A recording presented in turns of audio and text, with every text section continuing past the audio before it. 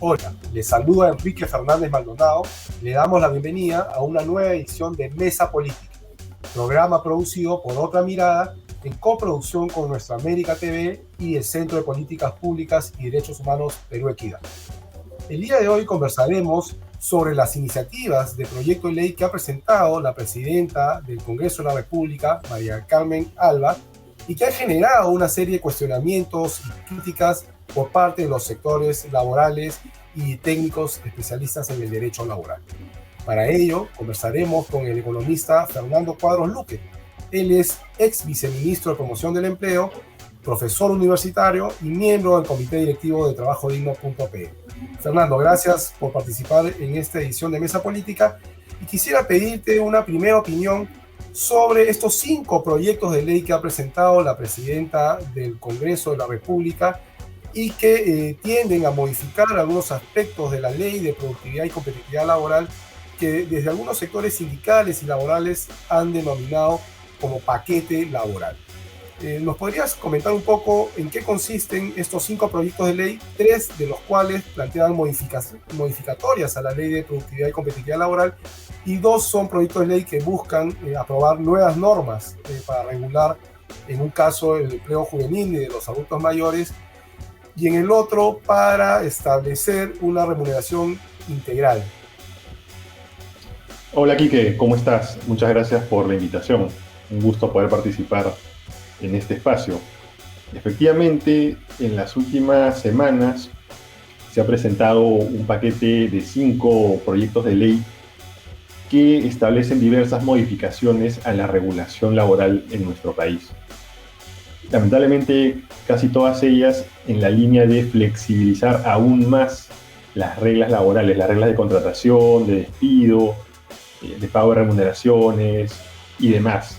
Entonces, básicamente, se trata de un paquete laboral que tiene un sesgo contrario, desde mi punto de vista, al interés de los trabajadores.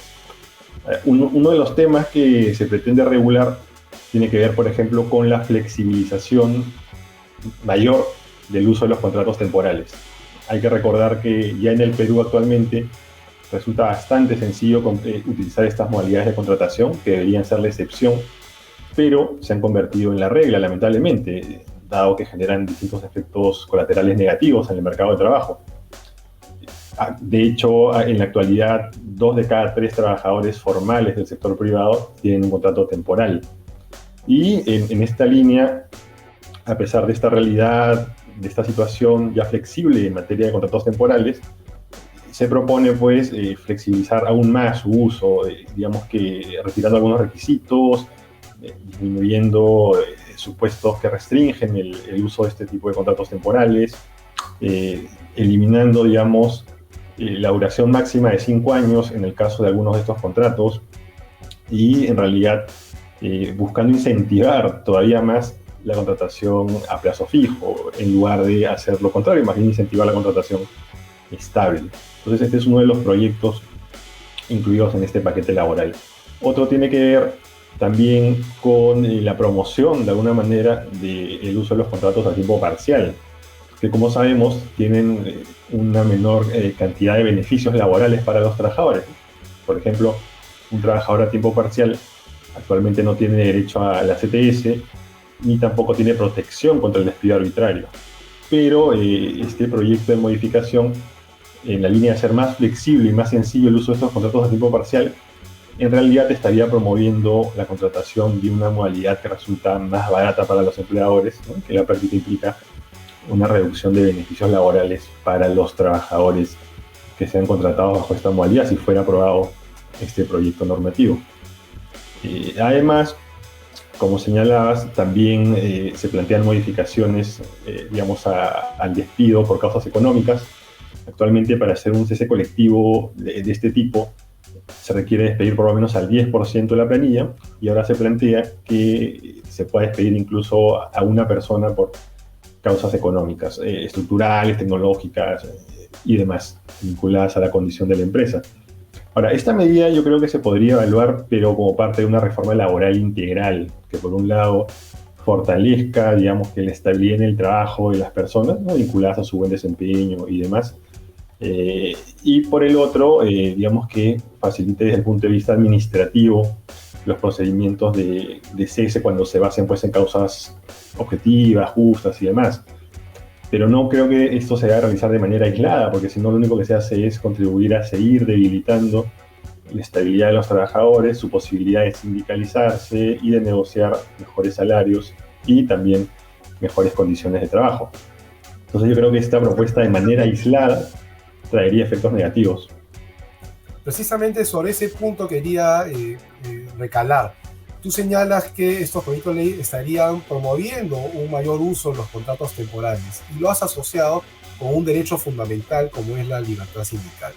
Hemos visto el año pasado, a fines del año 2020, una protesta muy fuerte en el sector de la agroexportación. Y uno de los temas que planteaban los trabajadores y trabajadoras que protestaban por sus condiciones de trabajo era el excesivo uso de los contratos temporales y que eso dificultaba el ejercicio de la libertad sindical. ¿Cómo ves tú ese tema de la libertad sindical y un derecho colateral como la negociación colectiva con relación a los contratos temporales? Sí, efectivamente, el uso intensivo y muchas veces desnaturalizado de los contratos temporales termina generando un desincentivo a la afiliación sindical y por ende al ejercicio de la negociación colectiva, una restricción a este ejercicio.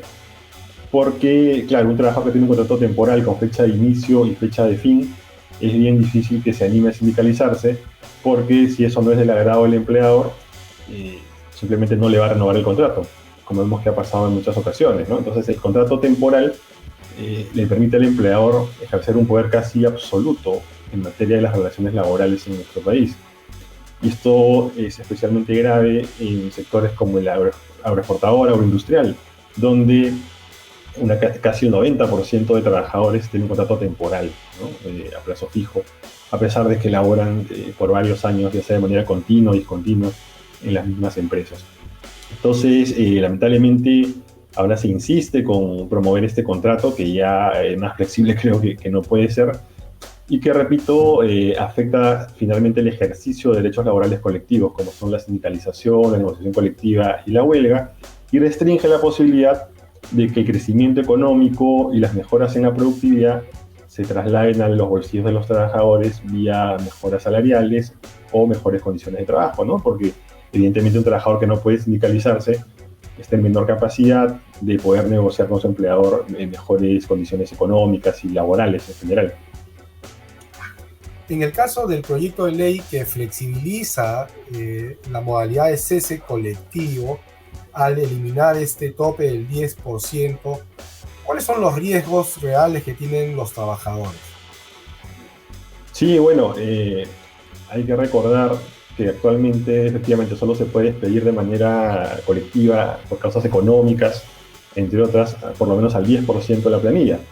Yo creo que ese límite, por ejemplo, se podría flexibilizar, ¿no? Porque evidentemente hay situaciones económicas en ciertas empresas que ameritarían, pues, de repente cesar a una cantidad inferior de trabajadores, ¿no? No necesariamente al 10%. Pero el gran problema con esto es que se estaría haciendo de manera aislada, ¿no? Sin tomar en cuenta que ya hay un uso abundante y desnaturalizado de los contratos temporales, ¿no? Donde 2 de cada 3 trabajadores no tienen ningún tipo de estabilidad en el trabajo. Y además hay un contexto también de debilidad sindical, ¿no? De debilidad de la organización de los trabajadores. Entonces, si sumamos esta flexibilización mayor en el despido por causas económicas, entonces vamos a seguir inclinando la mesa de manera contraria, pues, a los intereses de los trabajadores, que van a tener menos herramientas para poder gozar de un empleo digno, de calidad. Yo creo que esta medida del despido por causas económicas se podría flexibilizar en cuanto a estos topes o mínimos y demás, pero siempre que esto vaya acompañado de un fortalecimiento del ejercicio de derechos laborales colectivos y una mayor estabilidad en el trabajo, ¿no? Entonces, en la línea de reequilibrar las relaciones laborales. Quizás restringir esta norma del cese colectivo a algunos determinados tipos de empresas, las pequeñas, las medianas, que sin duda han sido las más golpeadas en el periodo de la pandemia. Y también vincularlo con lo que tú has señalado, que estas reformas deberían ser parte de una reforma mayor de la legislación laboral, en la línea de lo que ha planteado el gobierno del presidente Castillo, de aprobar una nueva ley general de trabajo, que es una demanda de los sectores laborales desde hace ya mucho tiempo. Con relación al tercer o cuarto proyecto que ha presentado la presidenta del Congreso, que tiene que ver con darle facilidades para la contratación de empleo juvenil y de adultos mayores, ¿qué opinión te merece ese proyecto? Yo creo que es un proyecto, digamos, que busca incrementar la contratación planilla, formal, de determinados grupos vulnerables de la población, pero tiene algunos problemas, ¿no? Primero, que creo que se establece pues una deducción tributaria excesiva de los gastos realizados por los empleadores en cuanto a los beneficios laborales de los trabajadores, como CTI, certificaciones, vacaciones, etcétera, lo cual podría implicar una pérdida importante de recaudación tributaria para el Estado. Y por el otro, no se focaliza este beneficio, este subsidio, se aplicaría indiscriminadamente, ¿no? Cuando lo que debería hacerse es focalizar adecuadamente la aplicación de un mecanismo de este tipo, básicamente en aquellas empresas que realmente requieran de este tipo de ayuda, de aporte, ¿no? Yo diría empresas con no más de 50 trabajadores, pero no pues empresas medianas o grandes que están en capacidad de contratar formalmente bajo las reglas del régimen laboral general a sus trabajadores. Eso por un lado. Y por el otro también había que promover sobre todo la contratación estable a plazo indefinido. No tiene ningún sentido seguir promoviendo la contratación temporal, que ya es masiva en nuestro país, y repito, en muchos casos desnaturalizada, ¿no? Se contrata temporalmente para realizar labores permanentes, lo cual perjudica evidentemente al trabajador. Entonces, en esa línea lo que se necesita promover en realidad es el contrato estable a plazo indefinido, que le dé al trabajador la posibilidad de proyectar, mejor dicho, una trayectoria de vida laboral, ¿no? De acceder en mejores condiciones al sistema financiero, capacitarse, ¿no? Y también le va a permitir a las empresas invertir de manera sostenida en la mejora de su capital humano. Entonces, está probado en diversos estudios que el uso excesivo de los contratos temporales termina afectando negativamente la productividad. Entonces, en esa línea, y hay que dejar de promover esos contratos a plazo fijo, sino más bien hay que buscar promover la estabilidad en el trabajo, evidentemente vinculada a el buen desempeño de los trabajadores, su buena conducta y una situación económica pues adecuada de las empresas, ¿no? Tú comentabas el tema en tu pregunta anterior de los ceses colectivos. De hecho, el proyecto de Ley General del Trabajo incluye la posibilidad de ceses individuales por causas económicas, tecnológicas y demás, ¿no? Pero a la par restringe el uso indiscriminado de los contratos temporales y flexibiliza también y promueve el ejercicio de derechos laborales colectivos, ¿no? Entonces, evidentemente una empresa con un sindicato fuerte no va a poder despedir arbitrariamente a sus trabajadores haciendo pasar esta situación como un despido por causas económicas, ¿no? Porque ya se equilibra el poder de negociación entre las partes. Sobre esta ley, la que estabas comentando, que promueve o que promovería la inclusión laboral de jóvenes y adultos mayores, el texto del proyecto establece que los derechos laborales pasarían a ser cubiertos por el Estado y no por la empresa. Esto es un subsidio directamente a las empresas. Ahí debería haber algún tipo de tamiz, porque así como está redactado el proyecto de ley, podrían hacer uso de este régimen las grandes, las medianas empresas, que muchas de las cuales tienen recursos suficientes para cubrir una planilla con todos sus derechos. Así es, por eso hablaba de que es importante focalizar bien la población objetivo de este proyecto, tanto en términos de trabajadores como de empresas, ¿no? Repito, esto debería centrarse en empresas de dimensiones pequeñas, ¿no? Que realmente requieran de este tipo de apoyo.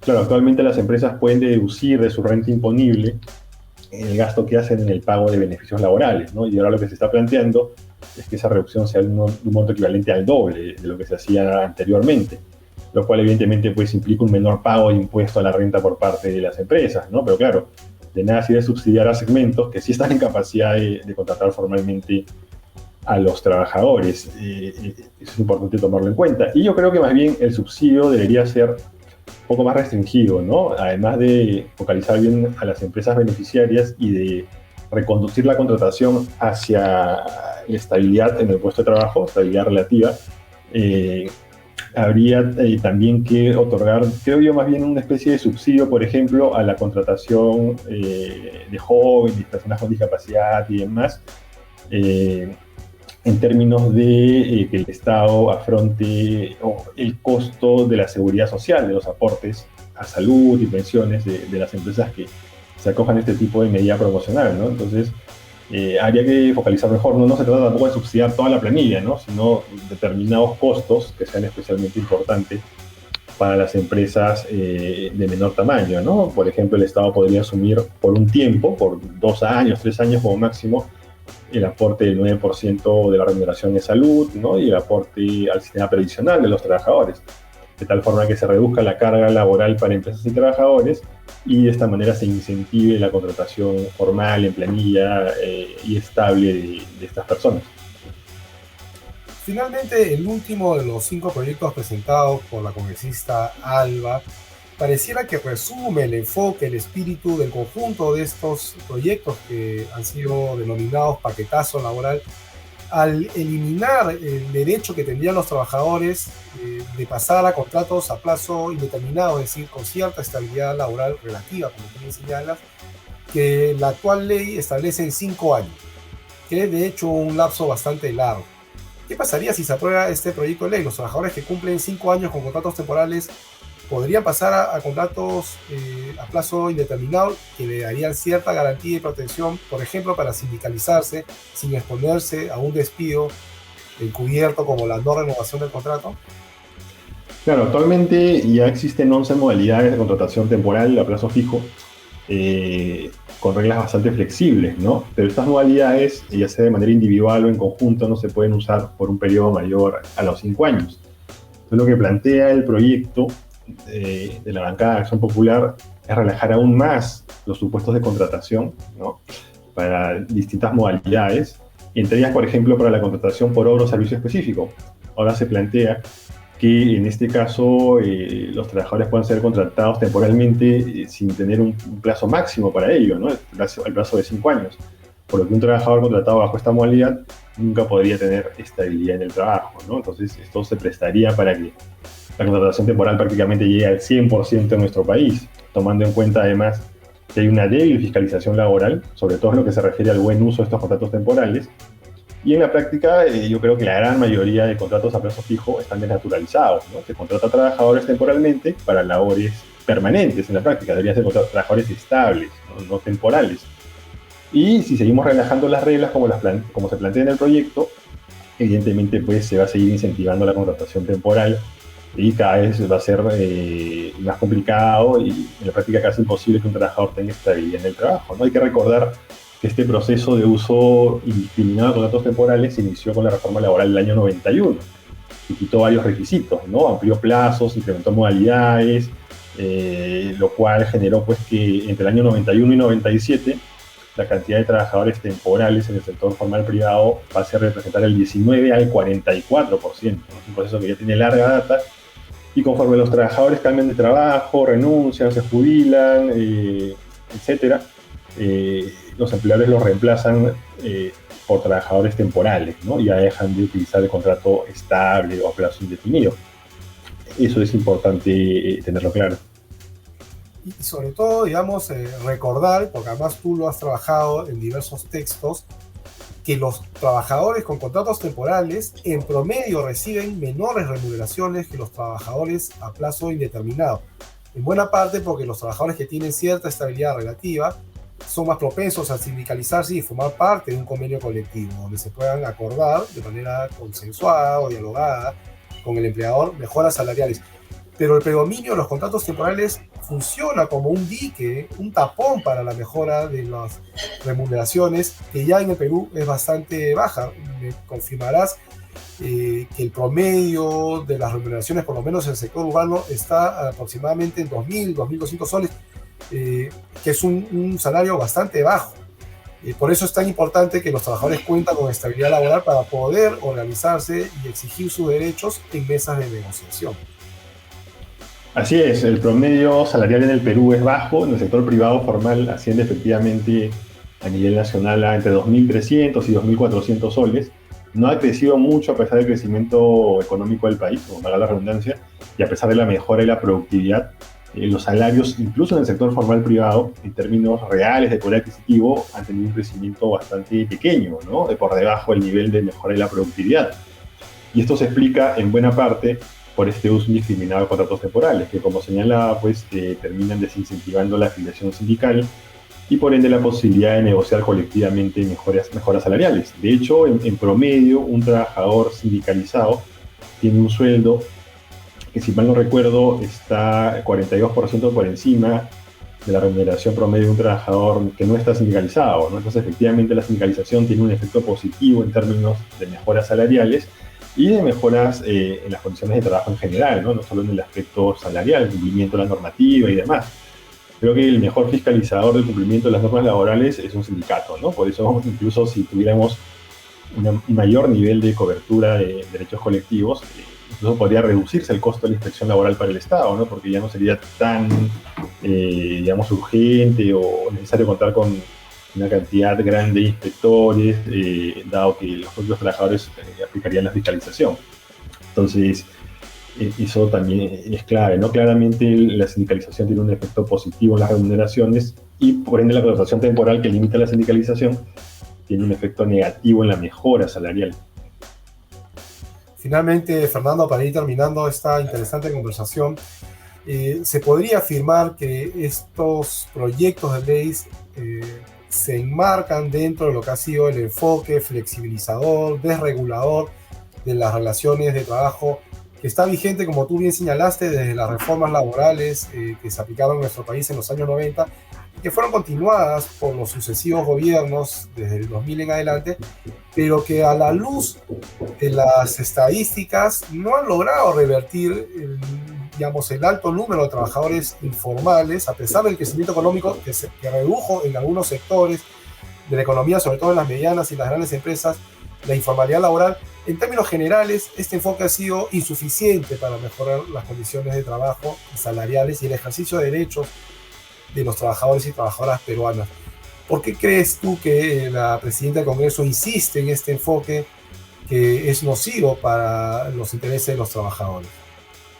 Así es, ¿no? Como bien señalas, desde los años 90, inicios de los 90, en el Perú se ha seguido un enfoque flexibilizador en materia laboral, ¿no? En el año 91 se realizó una reforma laboral integral que lo que hizo fue, digamos, que en la práctica lo que generó fue precarizar las condiciones laborales, incluso en el sector formal, ¿no? Tener menor estabilidad, menor posibilidad de acceder a mejoras salariales vía la sindicalización, etcétera, ¿no? Y esto se profundizó a partir del nuevo siglo, el año 2000-2001, con la creación de distintos regímenes laborales especiales que, bajo el pretexto de buscar reducir supuestamente los niveles de informalidad laboral, disminuyeron significativamente los costos laborales extrasalariales o beneficios laborales.